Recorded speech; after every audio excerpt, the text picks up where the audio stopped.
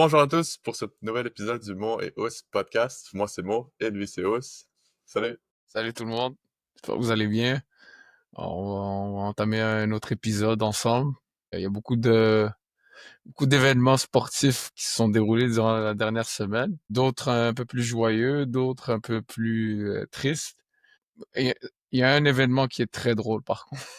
On en parlera justement durant notre segment Ouais, d'aujourd'hui. ça nous a fait extrêmement rire et Ouais, heureux ah oui. avec cela.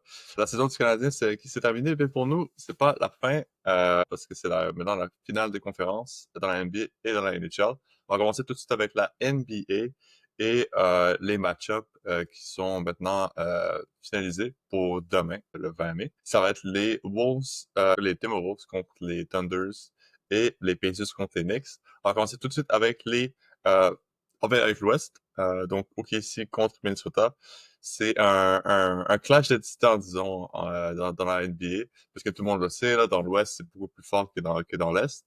Mais vraiment, on a été gâtés avec ce qu'on a pu recevoir euh, en fait, pour la finale de conférence. Et c'est un match-up qui va être quand même assez intéressant de regarder. OKC qui est super, super bon offensivement depuis le début des séries. Euh, ils sont menés par leur point guard SGA, qui est phénoménal depuis le début des séries. Ant-Man, avec Minnesota, peut jouer un style, je dirais pas nécessairement, comme tu vas pouvoir le mentionner, pas nécessairement plus défensif, mais statistiquement un peu plus défensivement. Ben, je voulais voir avec toi, là. C'est vraiment deux équipes qui se ressemblent beaucoup, mais qu'est-ce qui est vraiment la différence entre ces deux équipes-là, et qu'est-ce qui pourrait faire la différence dans cette série? Ben écoute, je trouve que les Timberwolves euh, les Timberwolves, ce qui va vraiment faire la différence durant la série contre OKC, c'est Randle va continuer de jouer comme il le fait présentement, ou est-ce que ça va être Excellent, ouais. le vieux Julius Randle des Knicks de New York qui va revenir? Si on a le vieux Julius Randle qui joue avec les Knicks durant les séries, à ce moment-là, je donne pas la chair de la peau aux Wolves. Par contre, si on a Julius Randle qui performe comme il le fait depuis le début des séries, là, à ce moment-là, on a vraiment une série intéressante qui pourrait aller jusqu'en 6 ou en 7. Donc, ça va être intéressant à voir. Euh, Moi, j'ai quand même, vous dire, je dirais que OKC, présentement, avec la victoire qu'ils ont eue contre les Nuggets, ont l'air d'être un peu plus battle tested. Euh, Vous savez sur- point. ouais, Victoire donc convaincante là, dans le dernier match. Ouais. exactement. Donc, ils ont dû faire face à beaucoup d'adversités, revenir dans les matchs, gagner des matchs compliqués, serrés dans le score. Malheureusement, dans le deuxième round, les Timberwolves n'ont pas vraiment été testés parce qu'après après la première partie, ben, Stephen Curry est tombé au combat.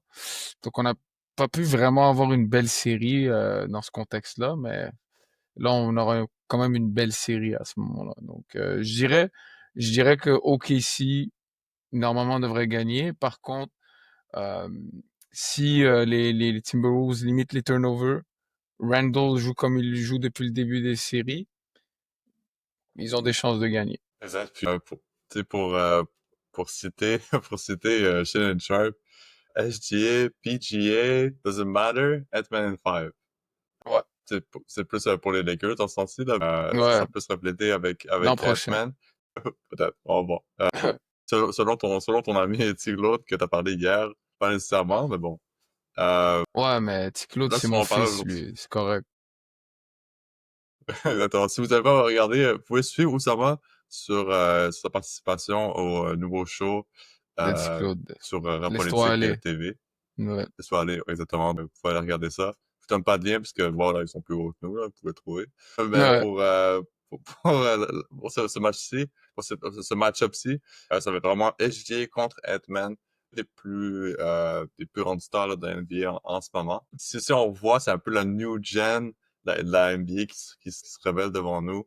Tu sais, il y a 5 ans, un match-up OKC Thunder contre Timberwolves, deux équipes qui sont favoris là, pour remporter les championnats. Deux joueurs qui, il y en a peut-être, c'était pas encore dans la ligue il y a 5 ans. Maintenant, c'est vraiment ces deux joueurs-là qui vont pouvoir essayer de prouver qui est le meilleur des deux. Mais selon toi, c'est lequel des deux qui a, tu as parlé tantôt là, que les OKC sont un peu plus battle tested pour faire en fait, depuis le début des séries. Mais si on voit qui est en ce moment le joueur qui est capable de prendre son jeu dans un autre camp. Parce que c'est sûr que pour ronde 1, ronde 2, mais t'arrives en finale de conférence, c'est un autre game, c'est un autre animal, c'est une nouvelle série qui se dévoile. Quel joueur, selon toi, est vraiment capable d'aller chercher son jeu de devenir une légende? C'est là, j'en parlais justement, on avait eu un argument avec petit Claude dans le show d'hier par rapport à ça. C'est parce que il y a une critique de la part de Jeff Teague, l'ancien joueur justement des Pacers, entre autres, mais aussi des Hawks. Il avait mentionné le fait que les il voyait pas Shea devenir champion de sitôt, vu la manière qu'il jouait. Puis j'essaie d'expliquer à Claude justement, c'est parce que je trouve que Shea, comment je le vois jouer, c'est qu'on dirait qu'il évolue toujours dans la même dynamique. C'est-à-dire, c'est un gars qui est méticuleux, qui joue au ABCD, il joue à sa manière, puis c'est assez simple la manière qu'il joue. Mais on dirait pas que, tu vois, par exemple, quand c'est tough, puis t'as besoin d'une performance légendaire de ton meilleur joueur, on dirait pas que c'est lui qui va t'amener ça. C'est un gars qui va faire son 30 points, il va pas passer au second gear. C'est-à-dire, j'ai besoin, fin de match, d'une performance extraordinaire quand c'est tête. Lui, il fera pas ça. Il jouera pas le héros, malheureusement. Et c'est là que, moi, mon point, c'est peut-être Ant. Ant, il va devoir montrer tout le hype médiatique qu'il reçoit de la part de nos chers médias comme ESPN, qu'on nous présente comme le prochain Jordan. Ben La justement, face de la NBA, justement. exactement, la prochaine phase de la NBA, etc. Ben, c'est dans ces moments-là qu'il va devoir montrer que c'est une légende. Donc, c'est à lui de montrer qu'il est le joueur qu'on pense tous qu'il va devenir, mais jusqu'à un certain degré, mais c'est dans ces moments-là que tu dois le montrer. Puis, pour l'instant, il l'a pas encore fait, mais peut-être cette année sa chance. Donc, on verra par la suite. Mais je vois pas SGA monter son niveau d'un cran pendant cette série. Puis Et, Randall, il l'a déjà ouais, fait, mais est-ce qu'il va le maintenir? Ça, je le sais pas. exactement. Puis c'est un peu la même histoire chez enfin, les joueurs de soutien des Thunder. Euh, Plusieurs d'entre eux ont beaucoup de potentiel qui ne sont pas encore développés au plein. Si tu regardes dans les derniers matchs, Chet Holmgren, tu sais, c'est des bonnes stats comme joueur de soutien, comme joueur euh, de rôle, mais c'est pour un first pick, on n'a pas encore vu en fait l'essence de où il pourrait aller. Puis c'est un peu aussi la même chose pour les Timberwolves, mais pour les Timberwolves, on a vu un peu plus de leur part de leur joueur de soutien. Donc, pour moi, les Thunder, c'est une équipe qui peut faire peur parce que, comme je l'ai dit, il y a beaucoup de potentiel. On n'a pas encore arrivé Plein au potentiel plein de gré style. de qu'est-ce que les Thunder peuvent faire. Puis ça va être une belle série à regarder, c'est sûr et certain, parce qu'il y a beaucoup de questions qui vont se répondre là-dessus. Justement, un match-up qui me questionne beaucoup, c'est les Pacers contre les Knicks.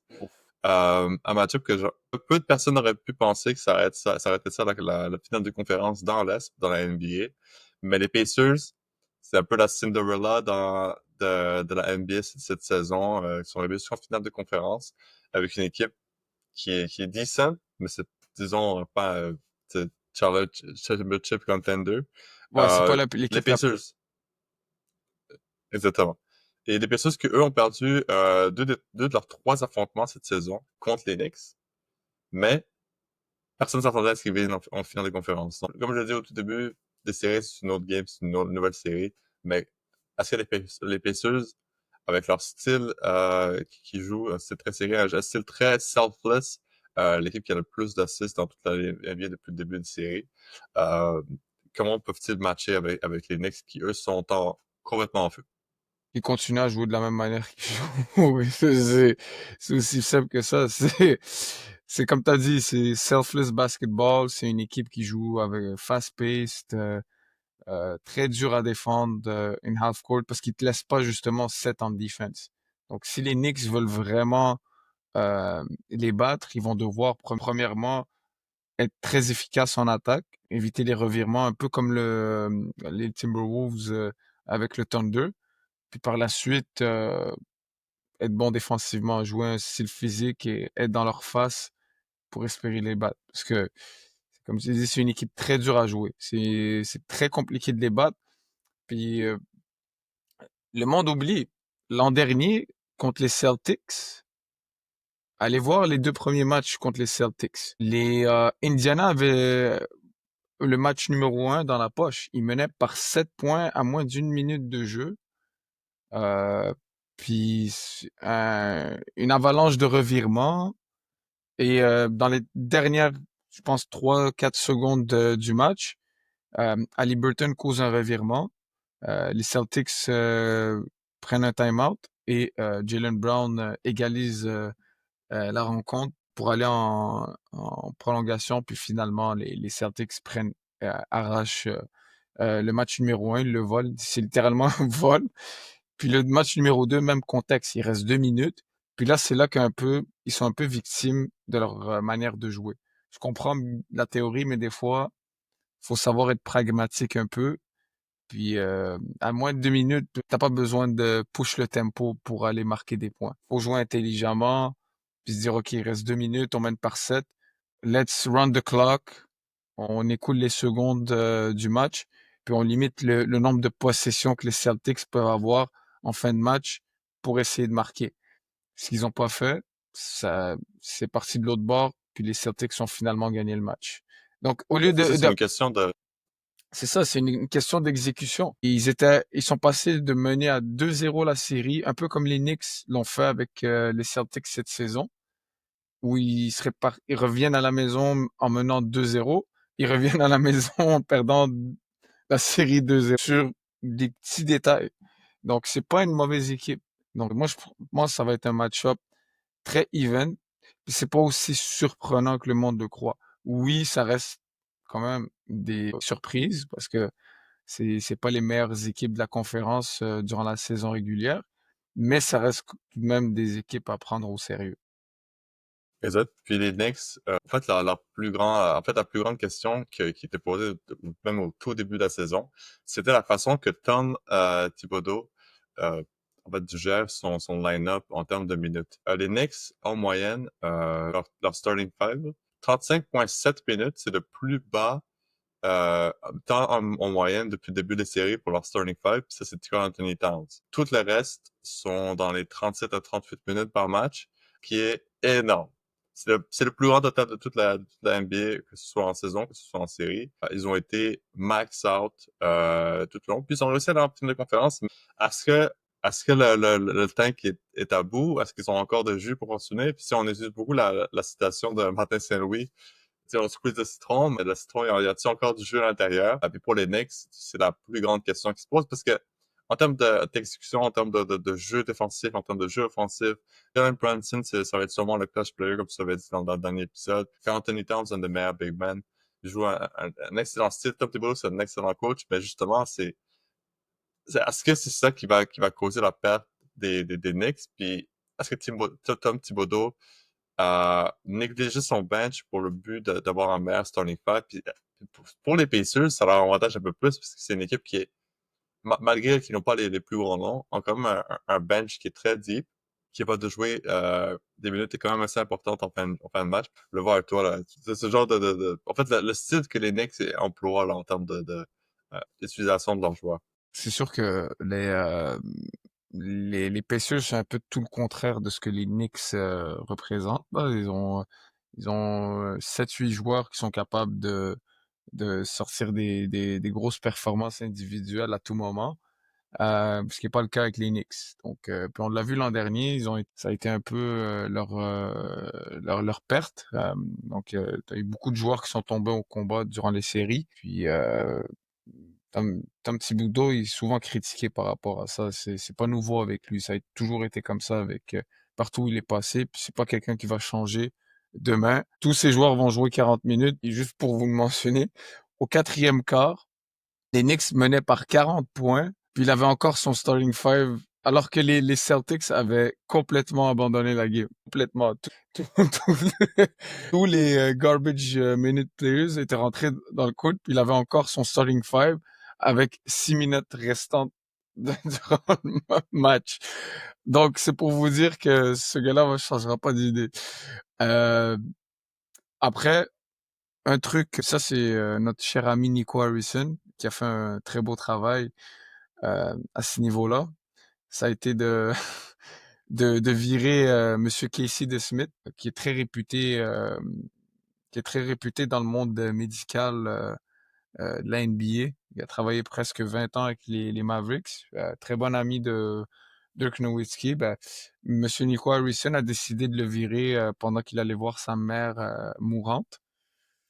Puis les Mais c'est un Knicks l'ont génie tout... selon Ouais, les experts de la NBA. ouais, exactement. C'est peut-être le meilleur de son field dans la NBA. Il est réputé pour ça. Puis on le voit les résultats cette année. Il y a eu aucun blessé à long terme, ben à part Jalen Brunson, mais Ouais. si tu le vois, si Josh tu vois la Hart aussi, un blessure, petit c'est une peu. Ouais. freak injury. Il est tombé sur sa cheville, là. Donc ça, c'est des trucs qui peuvent arriver à n'importe quel joueur, littéralement.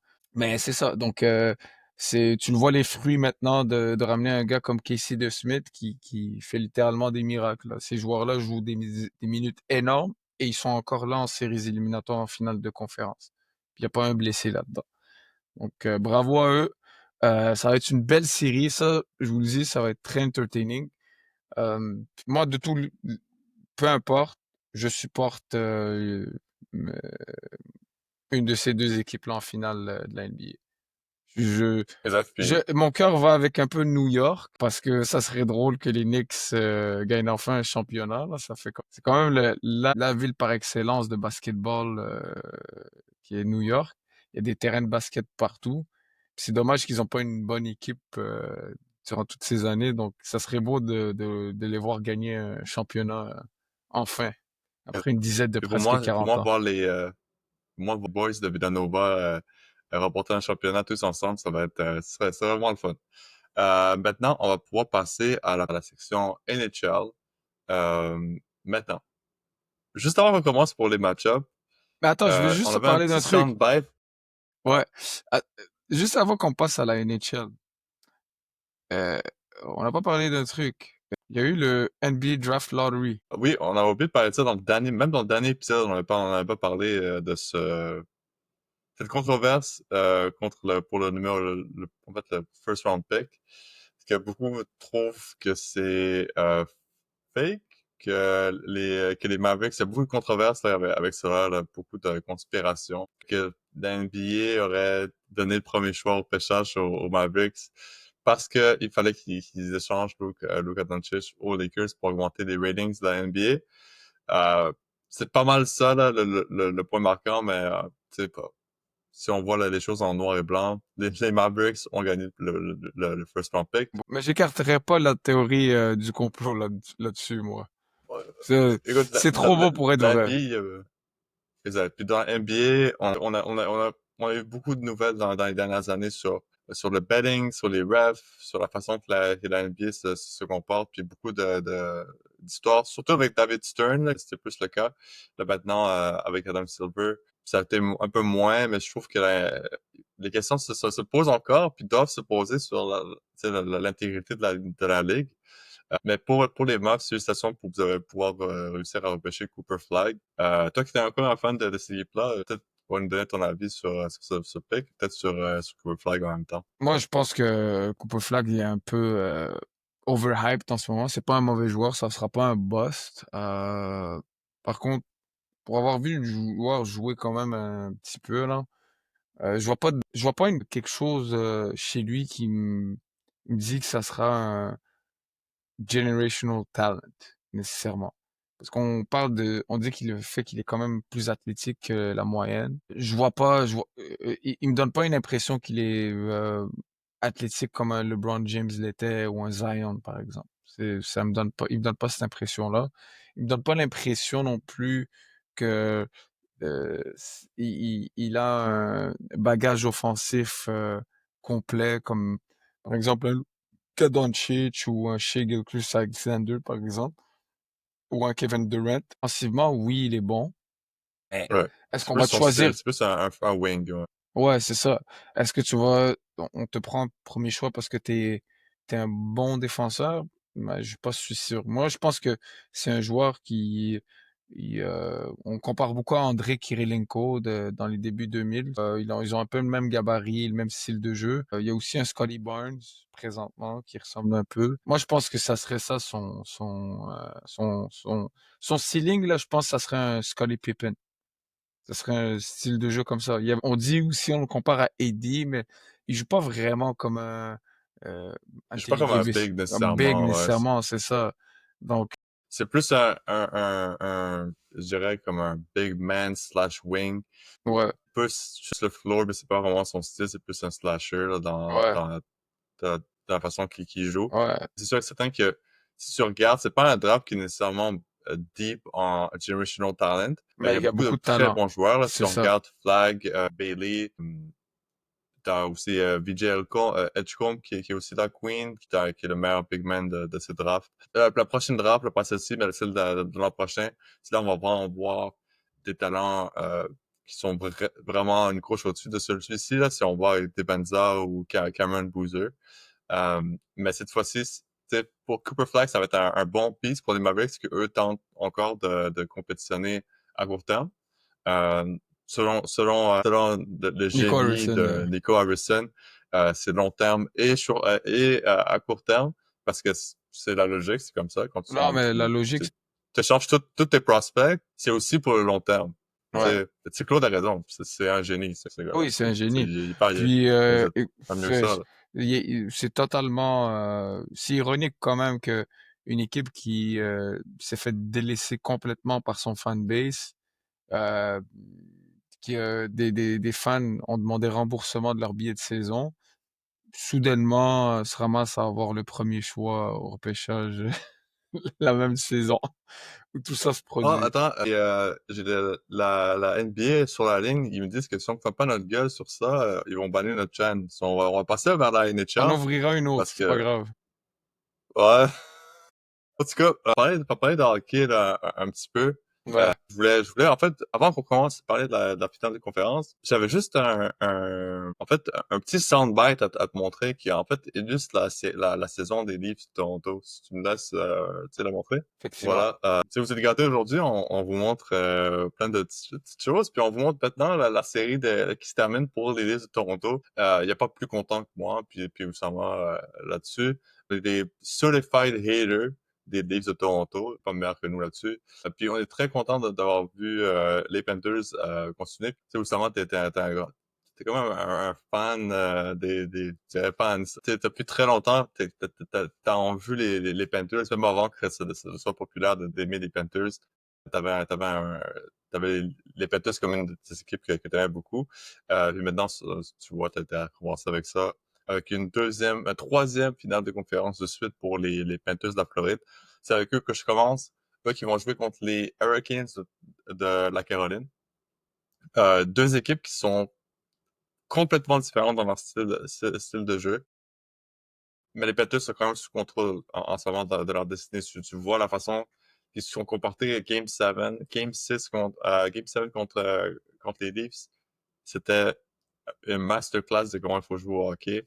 Complètement dominer les Leafs. Puis pour la Caroline, ils ont rendu ça extrêmement facile de jouer contre les Capitals avec leur style de trappe, mais c'est vraiment, tu regardes comment les Panthers jouent, c'est un jeu qui est en transition, on est capable d'avoir du forecheck extrêmement intense, extrêmement agressif, on capitalise les erreurs de l'autre équipe, mais si tu vois la Caroline, c'est un style trap, c'est un style qui t'empêche de rentrer dans la zone de façon catégorique, mais aussi une façon qu'on est capable de move le puck, tu sais, Rapidement. d'une façon effective. Puis, oui, les Carolines sont capables de prendre beaucoup de tirs, mais c'est beaucoup de tirs qui sont de chances de marquer. Mais si on parle les Panthers, on tire le plus qu'on peut, puis Ouais. c'est comme ça qu'on va être, par exemple, si vous voyez le match numéro 7, Panthers contre les Leafs, quel joke, ça faisait 6 minutes que la game avait Mais commencé, ils puis les avaient pas de tir. Panthers avaient 21 en fait, tentatives de tir, et les Leafs avaient 0.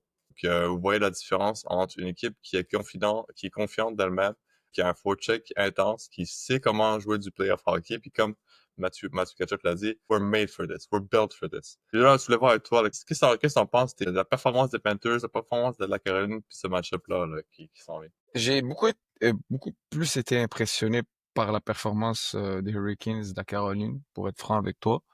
Faut pas oublier, les Panthers ont très mal commencé la série contre Toronto, mais ils se sont repris, puis ça montre la force de caractère de cette équipe-là. C'est une équipe, comme toi-même tu le sais, puis tu l'as mentionné. J'aime beaucoup cette équipe-là. Ils ont du grit, ils ont du talent. C'est une équipe qui adopte un forecheck intense, qui vont tirer énormément au but, ils vont espérer des rebonds favorables. Euh, c'est une équipe, justement, comme Mathieu Tkachuk qui l'a dit, they are made for this. Encore une fois, Rod Brindamour, très bon entraîneur aussi. Euh, Ils ont un style de jeu très plate. Puis d'ailleurs, beaucoup de leurs joueurs sont intervenus là, dans les derniers jours là, pour défendre un peu le style de jeu de leur équipe. Bon, c'est sûr qu'ils vont défendre, leur bataillon, mais bon, ça reste quand même que c'est un style de jeu moins fun à regarder, ça c'est sûr pour du fan, mais se doit de respecter parce qu'il faut quand même le personnel, il faut des joueurs qui soient attentifs aux détails, qui respectent le plan de jeu, puis qui soient capables d'exécuter aussi. Il faut des joueurs rapides, qui ont un peu de talent, qui savent contre-attaquer pour marquer le plus de buts et empêcher des tirs de qualité de l'autre côté. Donc un, ça va être un match intéressant. C'est deux styles complètement opposés. Donc c'est sûr que quant à ça, généralement c'est celui qui impose son style par rapport à l'autre qui gagne. Donc on verra est-ce que ça va être la trappe des Hurricanes qui va gagner ou tout simplement les Panthers seront too much pour les Hurricanes et ils feront pas le poids face aux géants des Panthers. Donc, moi, je pense personnellement, je souhaite que les Panthers le fassent. Ils ont une meilleure équipe, mais j'ai comme un petit ressenti que peut-être les Hurricanes vont le faire. Ils vont se ramasser en finale de Coupe Stanley.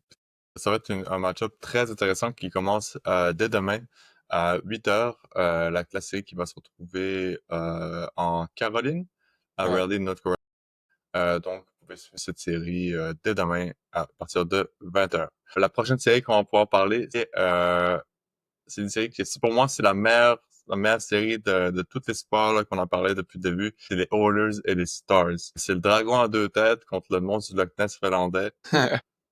Peu importe, c'est un match-up un match-up Titan. fantastique. Un match-up de titan, ça va donner un show de fou, mais euh, j'ai un autre point, mais je vais pas en parler plus tard. Mais ces deux équipes-là, c'est incroyable. Son match-up complètement différemment.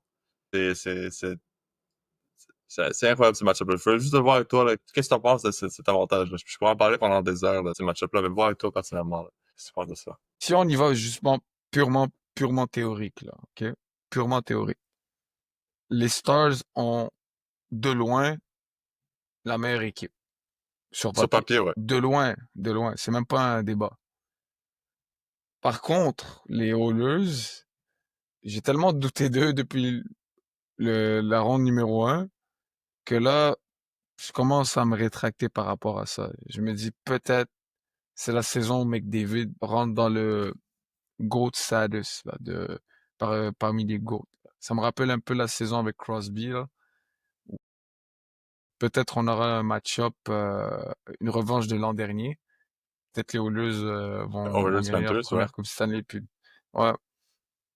Mais si je devais juste me fier sur ce que je vois, les Stars ont quatre lignes qui sont capables de marquer des buts à tout moment. Ils ont une meilleure défensive, plus efficace. Puis en plus, Thomas Harley, c'est un défenseur très sous-estimé. On parle beaucoup d'Evan Bouchard, mais on parle pas assez de Thomas Harley. Il performe très bien depuis le début des séries, en tout cas en attaque, Exact, dans ouais. ses performances offensives. Il a bien pallié à l'absence de Miro Iskanen. Puis en plus, Miro Iskanen qui est revenu au jeu durant la série contre les Jets. Devant les buts, c'est même pas un débat, là. Exact. Puis là, c'est là Jay où Cottinger contre Stuart Skinner. c'est là que je voulais l'amener parce que il y a eu une petite controverse là, à Edmonton depuis en fait la fin de leur série.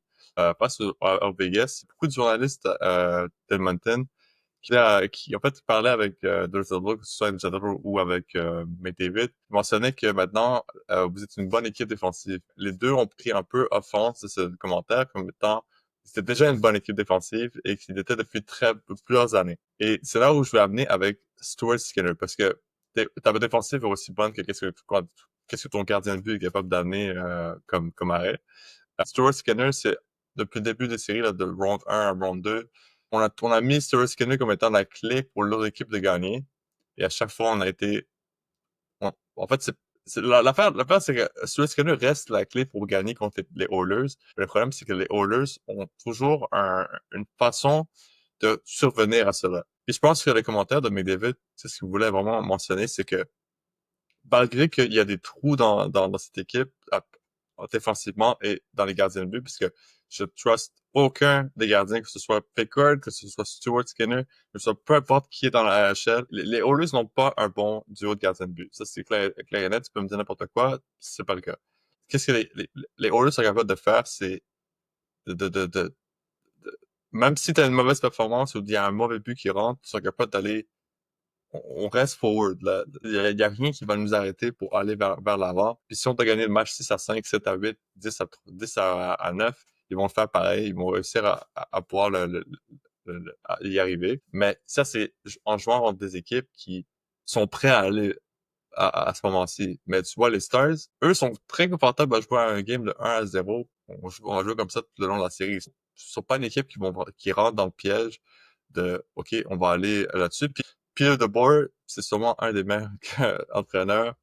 Euh, en fait, arrivé jusqu'à la finale de conférence, quand ça arrive en finale de Coupe Stanley, malheureusement, il n'a pas eu les meilleures chances. Mais c'est un excellent entraîneur. Entraîneur qui a beaucoup plus d'expérience que celui des Oilers. Là, je pense que c'est Knoble, son Non, nom. ouais. Norbert. Ouais, un truc comme ça. Ouais, Knoble.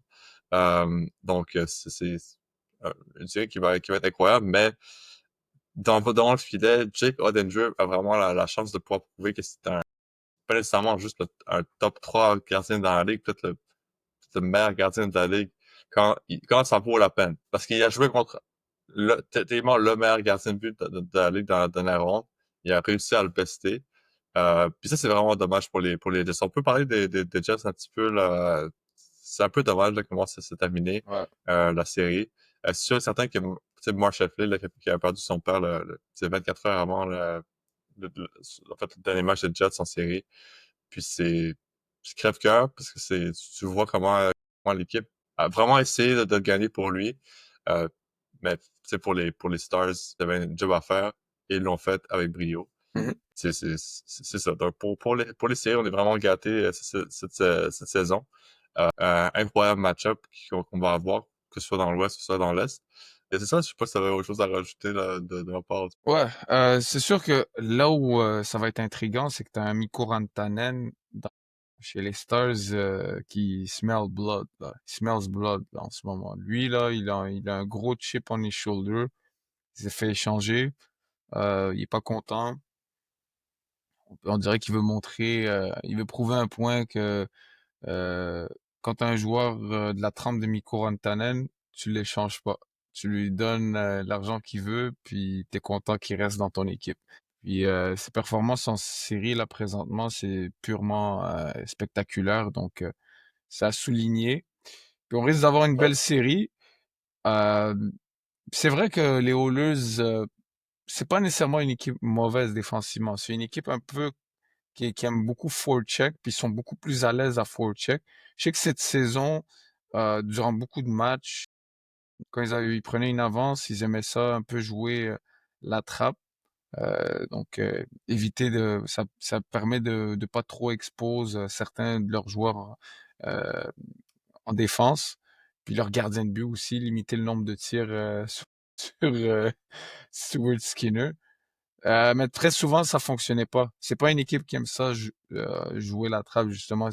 Ils sont beaucoup Ouais. plus à l'aise quand ils sont Ouais, toujours en train de Nord-Sud all day. forecheck, nord-sud, Yeah. toujours en train de forecheck. Ils sont beaucoup plus à l'aise en jouant comme ça. Donc, ils vivent avec le fait que Stuart Skinner, c'est un très mauvais gardien de but. Donc, si, Très si mauvais. Stuart Skinner, là, sa job, juste se dire, encaisse pas plus que 2 buts. Encaisse pas plus que 2 buts. c'est correct. Ta mission, c'est juste ça. Encaisse pas plus que 2 buts. 2 buts, gros max. 3, à la limite, tu peux vivre avec. Plus de 3, là, t'es doux. Et voilà le plus gros problème, c'est que les Stars, c'est une équipe qui est extrêmement très bonne offensivement.